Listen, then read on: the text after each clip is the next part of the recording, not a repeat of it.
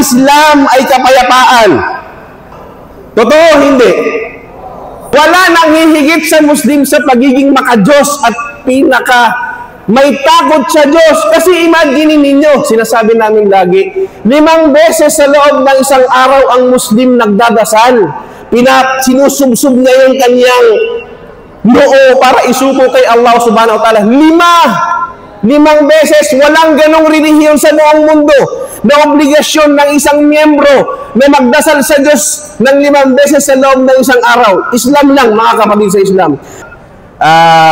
Itong nandito ito ngayon sa Visayas, which is taga Visayas po kami ay taga Region 8 sa Tacloban.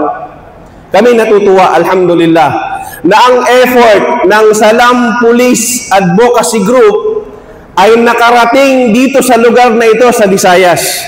Sa totoo lang, ang laki ng naitulong ng Salam Police Advocacy Group sa Muslim community sa Region 8. Mantakin ninyo, mga kapatid, first time in history sa Region 8 na mismo ang regional office, ang regional director ang nag-request sa mga Muslim na gawin namin ang Salatul Eid sa mismong loob ng kampo ng regional office sa Region 8. Alam nyo ibig sabihin nito, mga kapatid sa Islam? First time in history na ang mga Muslim sa Region 8 at doon mismo sa Tacloban, nagkaisa kami na magdaos ng Salatul Eid, Eid al-Adha, at nag-donate pa ang aming regional director ng 2 baka para sa mga Muslim, at ang aming city director sa Tacloban, nag-donate siya ng 3 kambing para sa mga Muslim. At alam nyo, ang kanilang nire-recognize kung bakit nila in-invite yung community na doon magdaos ng Salatul Eid, dahil sa SPAG, mga kapatid sa Islam. First time po sa history yun, mga kapatid sa Islam. Kasi alam nyo po ang ibig sabihin nun. Ang ibig sabihin nun, ang buong pwersa ng kapulisan sa Region 8 may tiwala sa mga Muslim na to the extent na doon mismo sa loob ng kampo nila, iipunin nila ang mga Muslim para magsala ng Salatul Eid. Bihira yun, mga kapatid sa Islam. Kaya personally kami doon sa Region 8, nagpapasalamat kami. Alam niyo, mga kapatid sa Islam, 2 beses ko ito dito sa Bohol. Ang unang beses namin ay nagdakwa caravan kami dito. Inikot namin ang buong Muslim community dito sa Bohol, mga kapatid sa Islam. At sa mga street da'wa namin, lagi namin sinasabi na ang Islam ay kapayapaan. Totoo, hindi? Makadiyos ba tayo? Wala nang hihigit sa Muslim sa pagiging makadiyos. Kasi imagine ninyo, sinasabi namin lagi, 5 beses sa loob ng isang araw ang Muslim nagdadasal.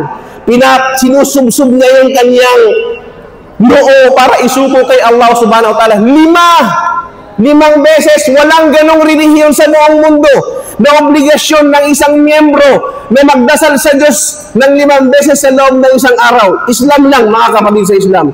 Kaya kung tuloy kang Muslim at nagdadasal ka ng 5 beses sa loob ng isang araw, sabi ni Allah subhanahu wa ta'ala, Inna salata tanha anil fahsyai wal munkar. Tunay na ang pagdarasal ay naghahadlang, pumipigil sa isang taong gumawa ng kasamaan at ng kahalayan. Kung Muslim ka, nagdadasal ka ng 5 beses sa loob ng isang araw, makadiyos ka, mabuting dapat na tao ka, mga kapatid sa Islam. Kaya nakakalungkot, mga kapatid sa Islam, kapag nakakarinig tayo na ang Islam ay pinapatangan nila ng extremism, terrorism. Kasi bakit? Alam ninyo, alam natin, sa kaibuturan natin, yung akida natin, yung pananampalataya natin, nawala tayo doon sa extremism, di ba? Terrorism at ano pa mang radicalism. Kaya magkaisa po tayo, mga kapatid, sa kabutihan, sa pagtutulungan, sa pagbibigay ng kapayapaan sa ating komunidad, mga kapatid sa Islam. Hindi po gawain ng isang Muslim ang manerorize, bumomba, o pumatay ng tao ng walang kadahilanan. Huwag niyong antayin ang papuri ng mga national officers natin. Antayin ninyo ang papuri ni Allah subhanahu wa ta'ala at reward sa inyo ni Allah subhanahu wa ta'ala. So maraming salamat po at magandang hapon sa inyong lahat. Assalamualaikum warahmatullahi wabarakatuh. Waalaikumsalam. Jazakallahu